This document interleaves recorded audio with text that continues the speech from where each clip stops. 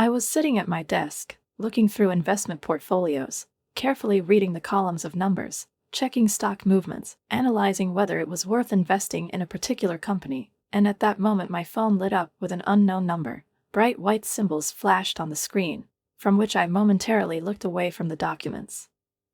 Normally, I would have ignored such a call, allowing it to go to voicemail, because spam calls have become completely unbearable lately, and every new contact with an unknown caller almost certainly meant promotional offers, fraudulent schemes, or attempts to impose unnecessary services. But something this time made me, contrary to habit, picking up the phone may have been an intuition, a subtle call from the subconscious, or maybe just an accident, but somehow I knew that this call would change my world.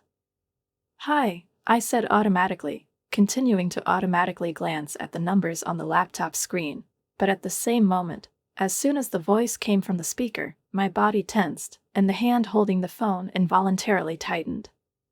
"Harper," the voice on the other end sounded hesitant, but there was a distinct familiar intonation in it that sent something cold down my spine, making my stomach clench uncomfortably into a tight knot. I knew that voice. "It's your mother." At the same moment, I froze, my fingers hovered over the keyboard, my breathing became shallow, almost imperceptible. 12 years. It's been 12 long years since I last heard that voice, since I've talked to any of them, Lily's mother, father, sister. 12 years in which I have built my life, my success, my independence, ridding myself of the past, which has always brought only pain, a sense of uselessness and a desperate desire to prove that I too am worthy of love. I glanced at my office door, feeling grateful for a moment that it was closed, and none of the staff in my office could see the expression that appeared on my face. "What do you want?" My voice sounded sharper than I'd intended, but maybe that was how it should have been, because after all these years, after everything that had happened, I saw no point in pretending to enjoy this conversation. There was a pause filled with someone else's breathing, then a deep, slightly shaky breath, and the next thing I heard, I gripped the edge of the table with my free hand, as if that could keep me from surging with emotion. "Your father is very ill, Harper, and the doctors say he has very little time left." Her voice cracked, and she took another breath, as if gathering her courage, before saying the next sentence. "We want you to come home. To make peace. To say goodbye." I sat in silence, staring at the work of modern art that hung on the wall of my office, a painting that I bought last year solely because I could afford such impulsive decisions, because now I had the opportunity to choose what I like, without looking at other people's desires, other people's preferences, other people's needs, which I always had to meet. The silence between us stretched like a thin rubber band, ready to snap at any second. Outside, ordinary life continued to go on. People hurried along the sidewalks, cars sped past, the world spun in its usual rhythm, but inside my office, time seemed to stop. "I'll think about it," I finally said, pressing the end of call button before she could answer, before she had a chance to try to convince me, to pressure my feelings, to manipulate me, as she always knew how, making me feel guilty for not living up to her expectations. The phone fell out of my hand, landing on the smooth surface of the table, and I just sat looking at it while my coffee cooled next to it, and the memories that I had been trying to hide for so long burst into my mind, but they broke through anyway, rolling in with relentless force, like a devastating avalanche. I remembered every neglect, every betrayal, every moment when Lily was chosen instead of me, making her the center of the universe, and me someone secondary, whose task was to adjust, give in, take care, be responsible and independent, because this was expected of me since childhood. I was supposed to be an adult, strong, and collected from the moment Lily was born, just 2 years after me, but the difference between us always felt like we were decades apart, not just months. Every birthday, every Christmas, every ordinary day followed the same scenario. Lily received new toys, beautiful clothes, a large portion of dessert, and I received practical gifts, instructions on how, as an older sister, I should set an example, demonstrate maturity, and be a support for the younger one. When Lily wanted my new colored pencils in the 3rd grade, my mother didn't even hesitate to force me to share them with her, saying with a familiar intonation, "You know how sensitive she is."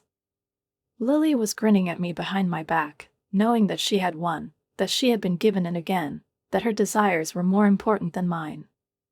When she threw my favorite book into the pool in hysterics, turning its pages into hopelessly spoiled porridge, my father didn't even try to scold her, but simply said, "Accidents happen," and then bought her ice cream to cheer her up. I balled my fingers into a fist, looking at the phone, knowing that this call was just the beginning of something bigger.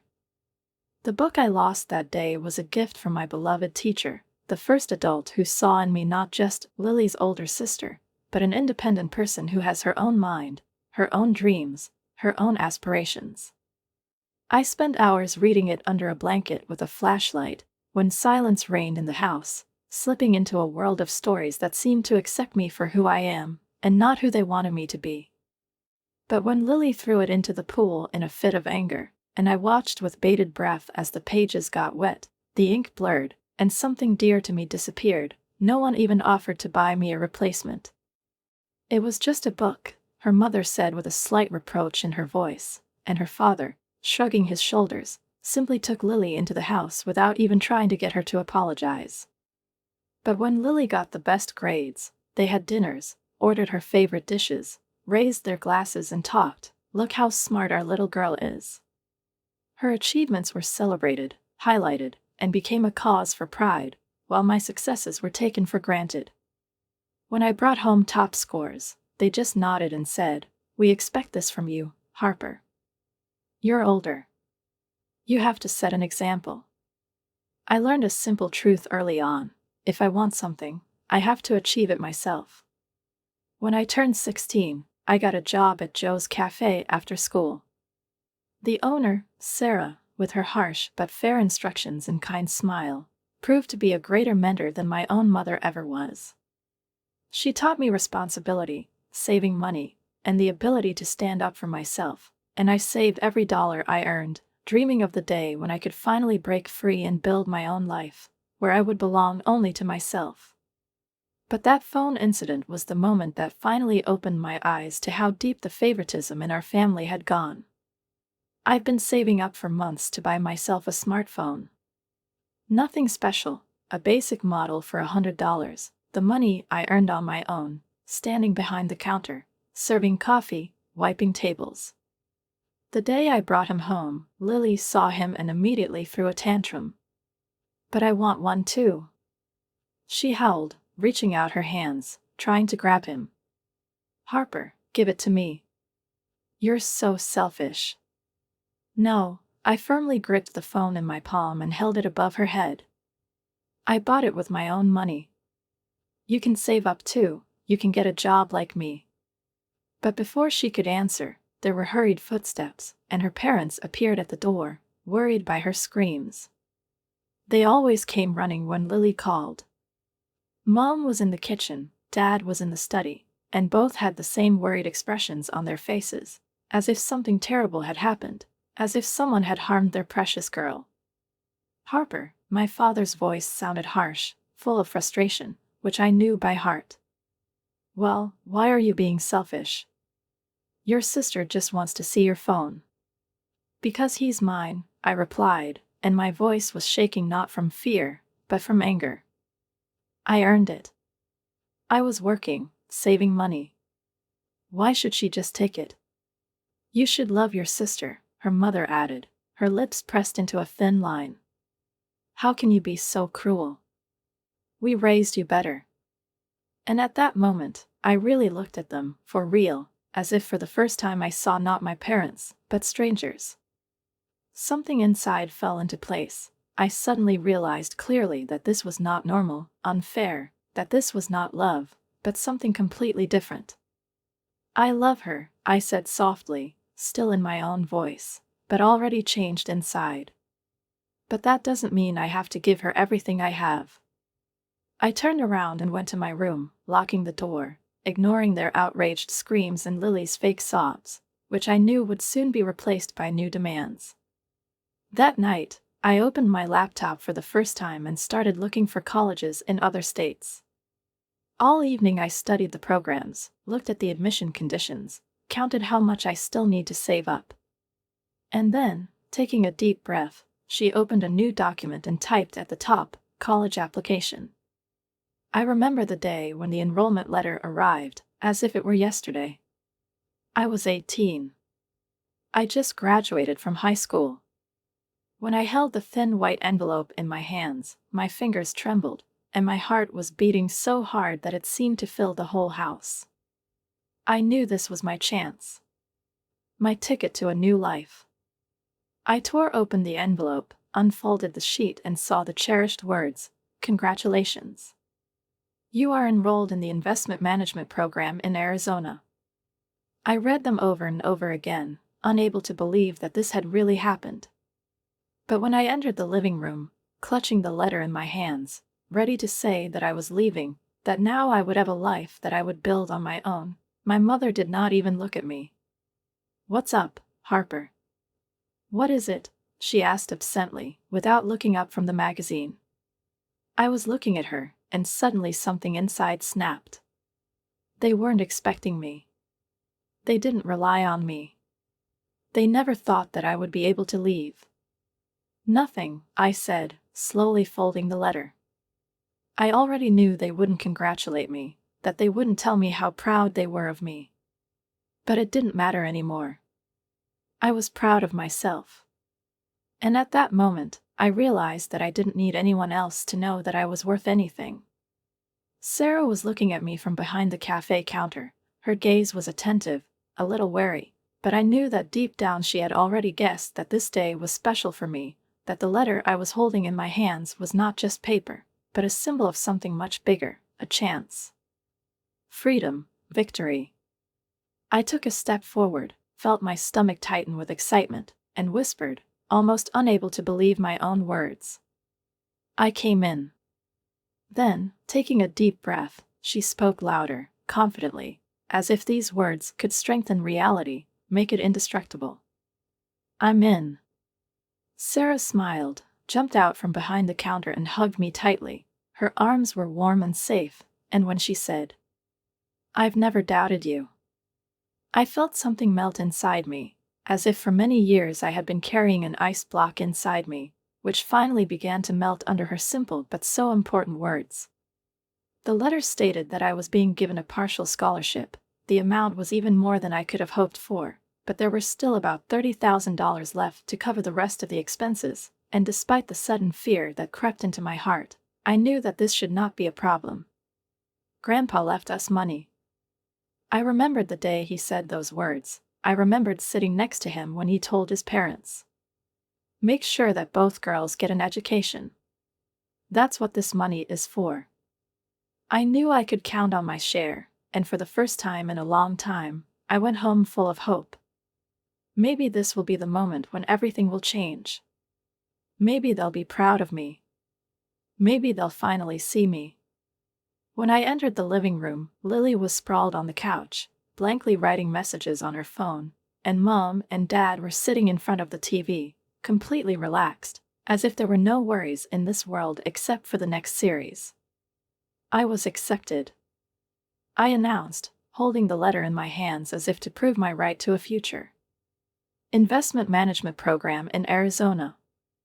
They even give me a partial scholarship. Mom slowly reached for the remote control and turned off the TV. My father shifted in his chair, but their faces did not express the delight I was waiting for. Even Lily didn't take her eyes off the phone screen. "That's sweet, darling," my mother said, but there was no joy or pride in her voice, just something that made my insides tighten. "But Arizona is so far away." "The program is exactly what I want to do," I hastily explained. "And with Grandpa's money." "Stop," my father interrupted, clearing his throat. "We don't have that money anymore." I felt the world tilt sideways. "What do you mean?" My voice sounded too harsh, but I couldn't help myself. "Grandpa left this money specifically for our education. He made it clear, they are for both of us." "We both," my mother began, but her voice trailed off when she noticed the expression on my face. "What about the Lilly College Foundation?" I asked, even though I already knew the answer inside. Dad actually laughed, shaking his head as if it was a ridiculous question. Don't worry about your sister's education. We will ensure this. I felt something hot and burning flare up inside me, as if a bottomless chasm had opened inside my chest, where all my hopes, all my dreams, all my faith that at least something in this family could be fair were rushing towards. So you spent my share? My voice was getting louder. You spent the money that Grandpa left me for my education, and then you just lied to my face?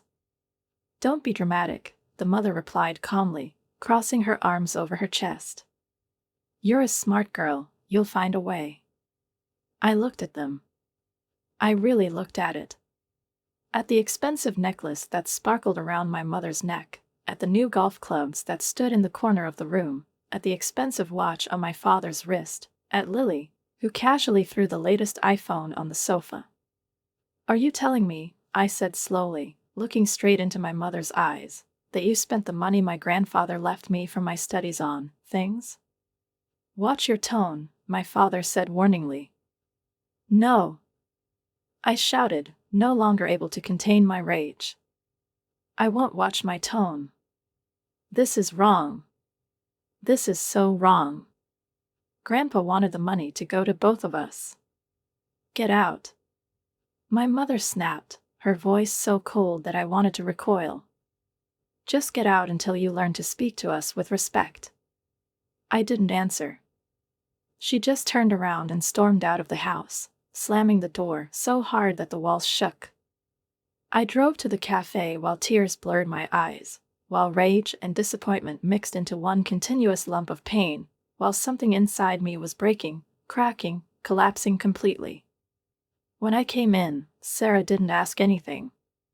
She just looked at me, saw me, understood, and I knew she wouldn't push. And that's why I loved her. When I returned home that evening, everything seemed the same as always. Warm light filtered through the curtains, the neighbor's dog stretched lazily on the lawn, and the air was filled with the smell of freshly mown grass and the distant hum of car engines. But as soon as I went to the door and put the key in the lock, I realized that something's wrong. The key wouldn't turn. I tried again and again, pressing harder on the cold metal, but it wouldn't budge. My heart thumped against my ribs, and the moment I stepped back, trying to process what was happening, my gaze fell on the suitcases standing by the door. They were old, battered, and pulled out of the basement, and they were packed tightly with my clothes. Some were neatly folded, but most of them were just carelessly stuffed, as if someone had collected them in a hurry, without the slightest care. I felt a lump rise in my throat as my fingers grew colder, clenching into fists. Mom! I shouted, knocking sharply on the door. Dad! Nothing happened for a few seconds, then there was the muffled sound of footsteps, and through the door came the cold, distant voice of the mother. You're not welcome here anymore. I froze. What? We will not tolerate such disrespect in this house. I felt anger boiling up inside me, but on top of it, like a thin ice crust, lay pure, genuine shock. Are you serious? I couldn't believe what I was hearing. Are you kicking me out because I was upset that you stole my college money? Don't be so dramatic, she said, sounding indifferent, almost lazy. You're 18 now, Harper. You're an adult.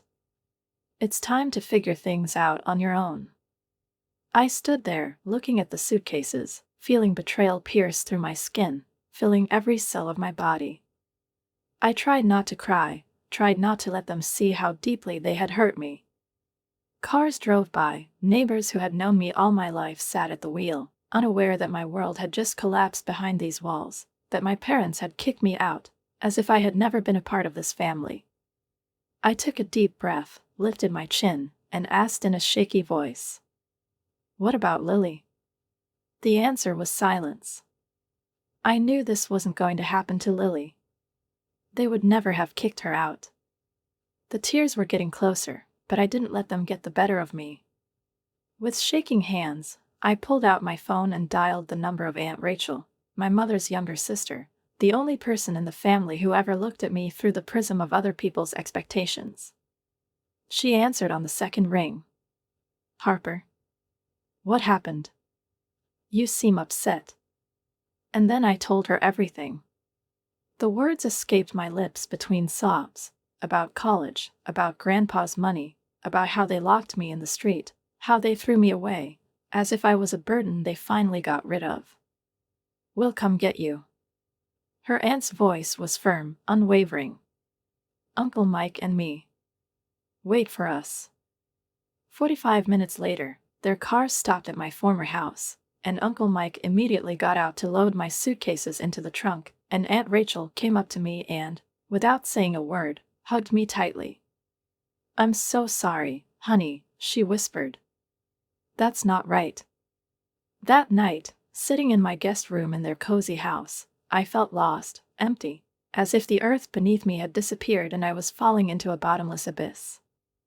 Aunt Rachel and Uncle Mike came into the room carrying a white envelope, and she sat down next to me and handed it to me. "We want to help with your college tuition," she said, her voice soft but determined. "That's not all, but that's what we can do." I opened the envelope, and when I saw the amount on the check, my breath caught in my throat. $30,000. Enough to cover what my scholarship didn't cover. Enough to change my life. "I'll give you every penny back," I whispered through my tears. "We know you'll do it," Uncle Mike said, smiling. "Because, unlike some people, we know exactly who you are and what you are capable of."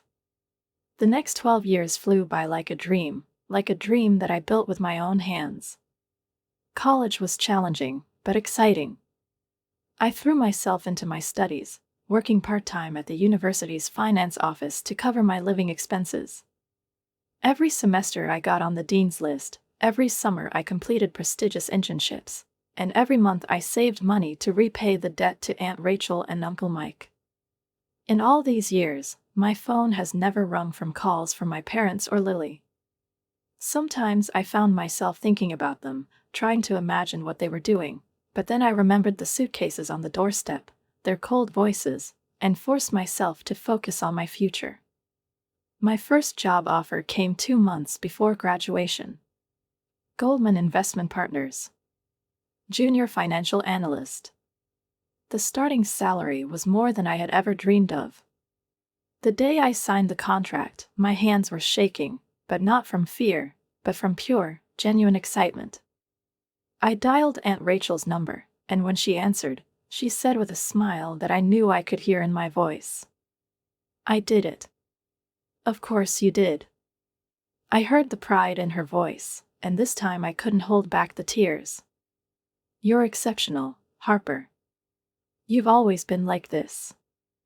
I've heard these words from Aunt Rachel, from Uncle Mike, from Catherine, my boss, from colleagues, from casual acquaintances who looked at me with admiration. But even years later, even after I achieved everything I dreamed of, a part of me still wanted to hear it from them, from those who once threw me out the door, as if I were an empty place.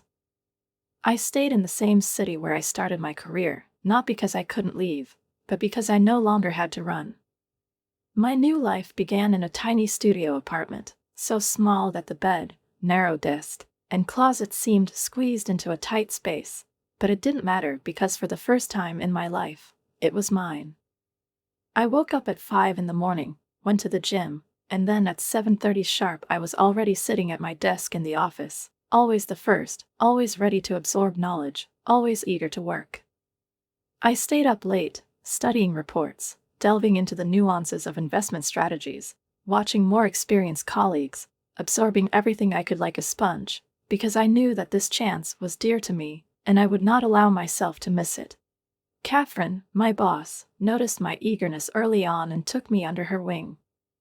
"There's something special about you," she told me late one night, when the two of us were preparing an important presentation for a client. Our coffee cups were empty and our eyes were tired, but I felt alive because I was doing what I loved. "You're hungry, but not desperate. Purposeful, but not reckless. We need more people like you." I absorbed these words and continued to work my way higher. 3 years later, I became a senior analyst. 2 years later, he became an investment manager. My salary doubled and then tripled. I moved from my cramped studio to a luxury apartment in the city center, with floor-to-ceiling panoramic windows offering stunning views of the streets bathed in evening lights. I bought my first Mercedes, an elegant, black C-Class that made me smile every time I saw it in the parking lot. I paid off my debt to Aunt Rachel and Uncle Mike in full, despite their protests. "We didn't help you, so you had to pay us back." Aunt Rachel shook her head when I handed her the check. "I know," I said with a warm smile. "You helped me because you love me. And I'm paying you back because I love you. And because I keep my promises." I traveled the world, discovering new horizons: Paris, Tokyo, Sydney, captured sunsets in Santorini, admired the snowy peaks of Switzerland, shared photos on social networks. I've never blocked my family, but I've also never looked at their profiles. If they wanted to, they could see my progress. I'm tired of looking back. But then that phone call came, and everything collapsed. A week after my mother called, I found myself driving through the familiar streets of my hometown, each of which seemed to have become smaller, already somehow less significant. I drove up to my parents' house, parked the Mercedes at the curb, and glanced in the rearview mirror, where my Chanel sunglasses were reflected, as if reminding me how far away I was from this place now. The house has hardly changed. The same blue shutters, the same wooden porch swing, but now, looking at it years later, I noticed peeling paint, sagging gutters, small but obvious signs of neglect. Before I could knock, the door opened and my mother appeared on the threshold. She's aged more than I expected. Gray streaks in her hair, deep wrinkles around her mouth that I couldn't remember. Time didn't seem to spare her. "Harper," she sighed, and her hand reached out to me as if for a hug, but I didn't take a step towards her. "Look, you look so successful. Where's Dad?" I asked, walking past her into the house. It smelled like vanilla candles and coffee, just like when I was a kid. "In the living room," my mother replied, hurrying ahead of me. "He's having a good day today." I wasn't prepared for the way my dad looked. The man who had once seemed imposing, strong, and stern to me was now hunched over in his chair, his shoulders narrow and his skin painfully pale, like a man who had long since lost the strength to fight. When he saw me, his eyes lit up, but only for a moment. "Harper." His voice was weaker than I remembered, but it still had a hint of the power he once had over me. "You came." "I'm here," I replied, sitting down in the chair opposite him and peering into a face that had once seemed like an unshakable rock to me, but now looked so haggard, tired, almost transparent, as if life had already slowly begun to erase its features. "You don't look well." His father chuckled, but it quickly turned into a dry, raucous cough that made his thin shoulders twitch convulsively. "Always right on point, isn't it?" he muttered, leaning back in his chair. "Cancer. The doctors say I have a few months left. Maybe less." Mom, who had been silent until then, was nervously twisting her fingers, her palms clenching and unclenching, as if she didn't know where to put her hands. "I've prepared your old room for you," she said hurriedly, as if that might overshadow what she'd just said. "It's just like you left it." I almost laughed. Is everything the way I left it? Didn't they get rid of all of mine 12 years ago? "Where's Lily?" I asked, noticing her absence. "Oh, she went out with friends." The mother quickly waved her hand away. Her voice became a little softer, warmer, as if she was trying to create the illusion of family comfort. "But she'll be back for dinner. She's so happy to see you." I was doubtful. But she nodded anyway. We talked, but it was more like a formality, a clumsy ritual that we performed because that's how it was supposed to be. They asked about my job, apartment, car, superficial questions to which I answered briefly, politely, without emotion. I noticed how they looked at each other, thinking that I didn't see it, as if they were trying to figure out how far I had gone from the girl they once knew. By evening, Lily appeared. She came in easily, casually, as if we had broken up last week, and not 12 years ago. "Harper," she screamed, rushing towards me with such enthusiasm that for a moment I was even taken aback. "Oh my God, is that a Cartier watch? They are magnificent." I allowed myself a small smile. Of course, that was the first thing she noticed.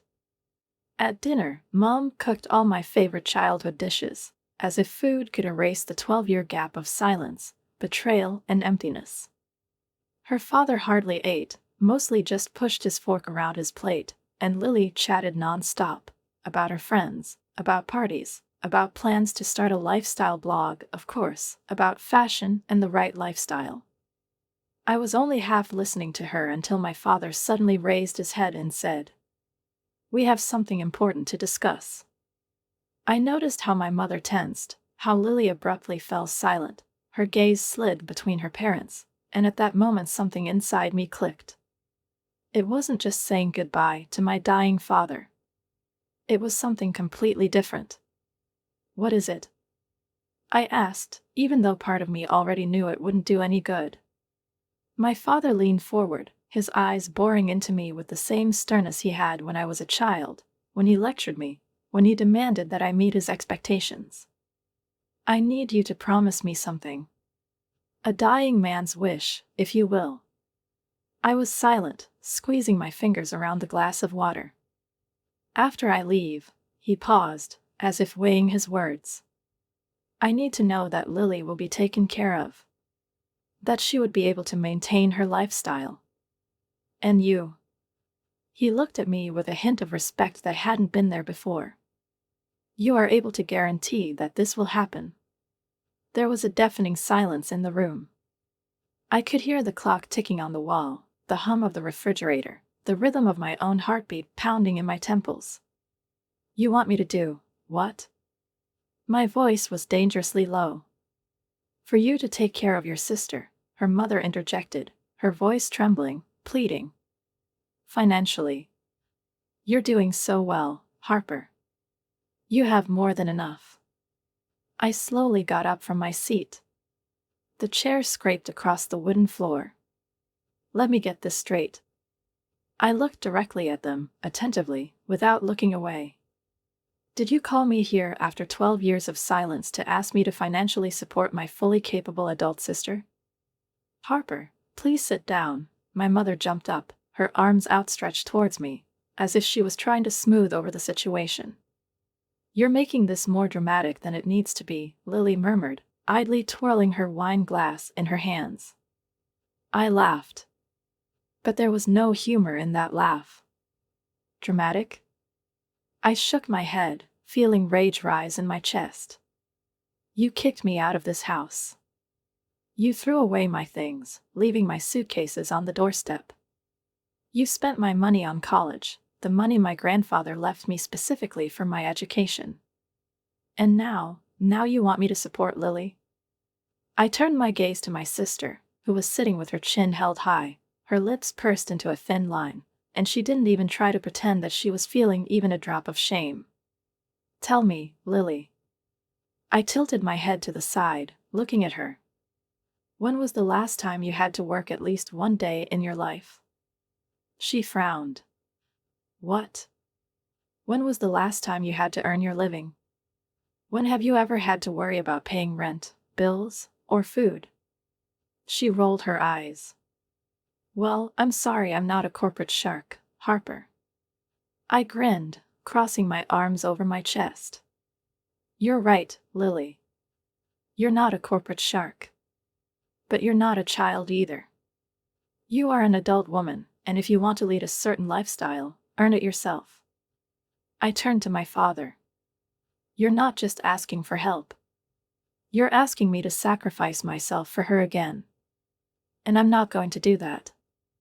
Lily spoke in a tearful voice, showing resentment on her face, which, as I knew, was nothing more than another of her tricks, an attempt to play on emotions and arouse pity. It's not fair that you have so much money and you don't want to share it. You've always been selfish." I slowly turned to her, holding my gaze, really looked at her, not as my sister, but as a stranger who stood in front of me, demanding something that he never deserved. The designer dress, the sparkling expensive jewelry, the perfectly manicured nails, the skin that was clearly not touched by work, all this was paid for by our parents, just like everything else in her life, even now that she has already turned 28. "What exactly have you been doing these last 12 years, Lily?" I asked slowly, looking her straight in the eye. "Well, I was working 60 hours a week, building my career, achieving everything on my own, while I was getting to the top step by step, without relying on anyone's help. What were you doing?" She crossed her arms over her chest, her lips curled into an annoyed grimace. "I found myself," she replied defensively, lifting her chin. "Not all of us want to be corporate slaves." "No, of course not," I nodded, not looking away from her. "You chose to stay on the support of Mom and Dad. But now that Dad's sick, you're suddenly worried about losing your food stamp, aren't you? Don't talk to your sister like that." My mother snapped sharply, giving me a look full of indignation. "She's sensitive. She needs to. She needs to grow up," I shouted, feeling rage rising in me. "She needs to learn how to provide for herself. She needs to stop depending on everyone else to finance her lifestyle." His father's fist landed on the table with a thud, although this gesture no longer had the same force that it once had. "I'm dying, Harper." His voice, though weak, was still firm. "My last wish is to know that my youngest daughter will be taken care of."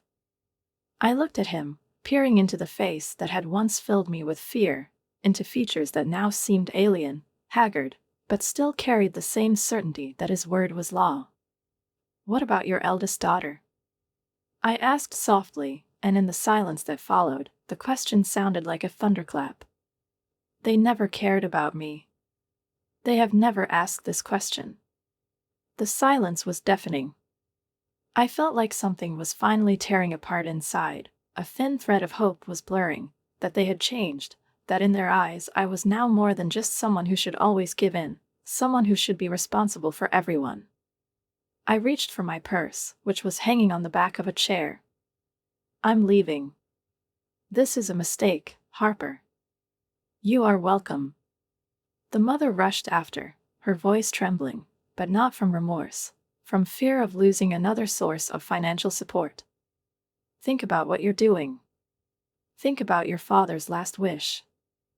I stopped at the door and slowly turned to face her. "I'll help pay Dad's medical bills if he really needs it," I said clearly and coldly, "but I won't support Lily. This is my last answer."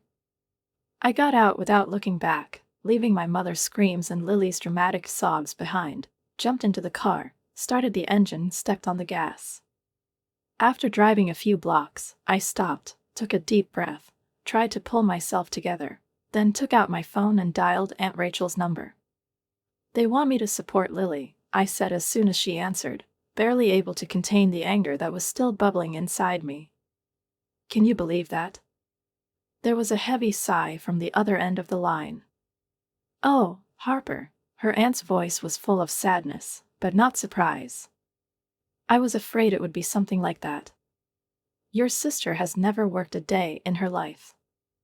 And your parents, they've been providing for her for so long that now they just don't know how else."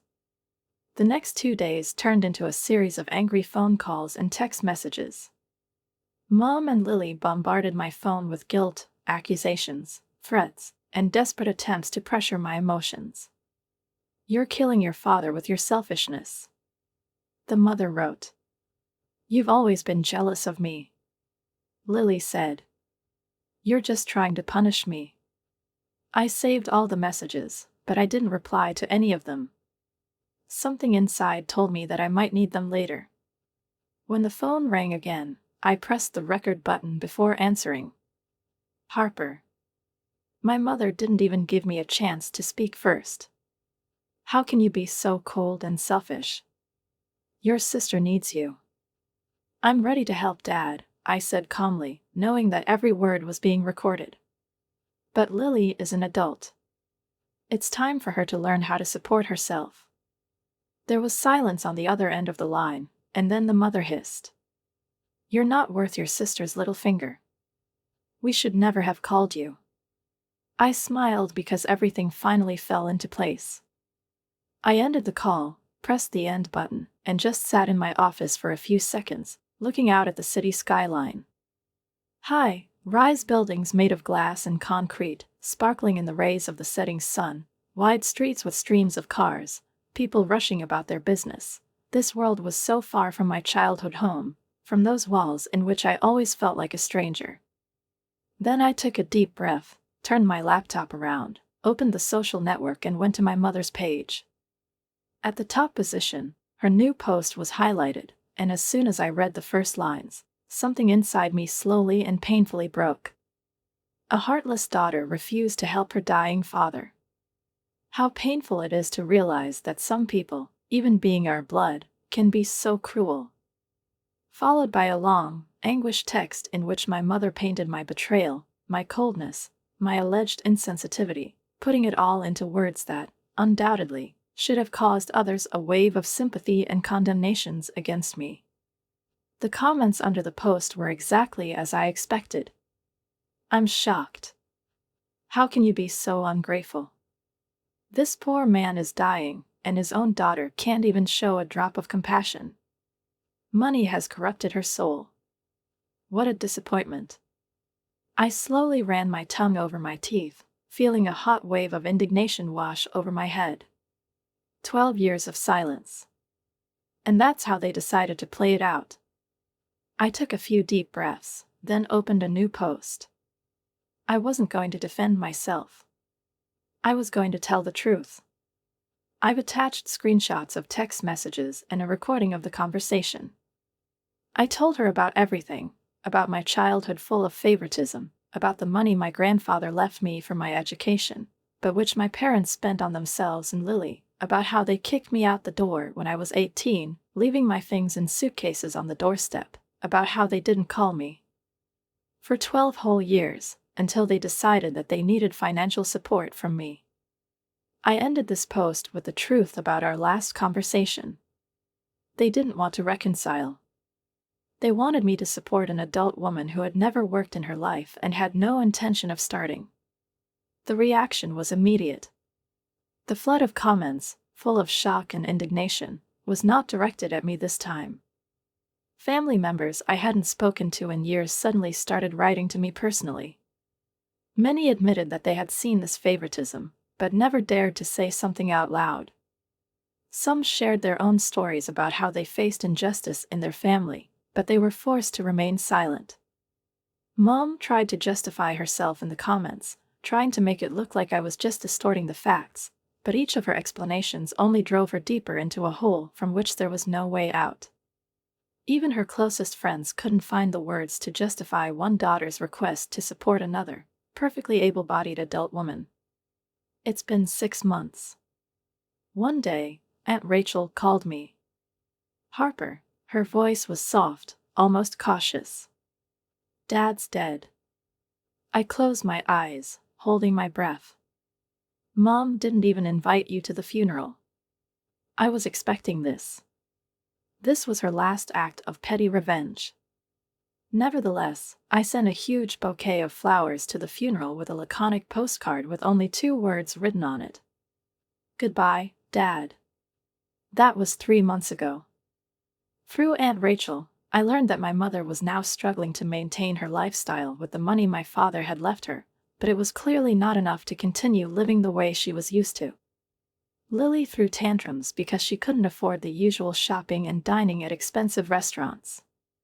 Sometimes I wondered if they had learned anything from all this. Last week, I got another call from an unknown number. I didn't answer. A few minutes later, a voice message notification arrived. I clicked listen. Harper, this is Lily. I just wanted to know if you've changed your mind. Maybe until I get back on my feet, you could help me? Call me, please. I deleted the message without replying. Now I'm sitting in my office, in a tall building with panoramic windows, looking at the life I've built for myself, and I feel only one thing: peace. I'm sorry that I was never able to truly reconcile with my father, but I'm not sorry that I stood my ground. Some people may call me cold or ruthless.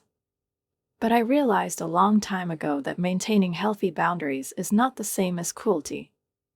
I look at the framed photo on my desk. It shows me with Aunt Rachel and Uncle Mike, smiling on my last birthday. They are my real family. Those who believed in me. Those who supported me. Those who loved me unconditionally, without conditions, without expecting anything in return. Blood can be thicker than water, as they say. But love is thicker than blood. True love has no price tags. My phone buzzes again, and I look at the screen. Aunt Rachel. Are you coming to Sunday dinner? I smile and answer quickly. I wouldn't want to miss it. Some bridges remain burned forever. But others become stronger over time. I've learned to differentiate.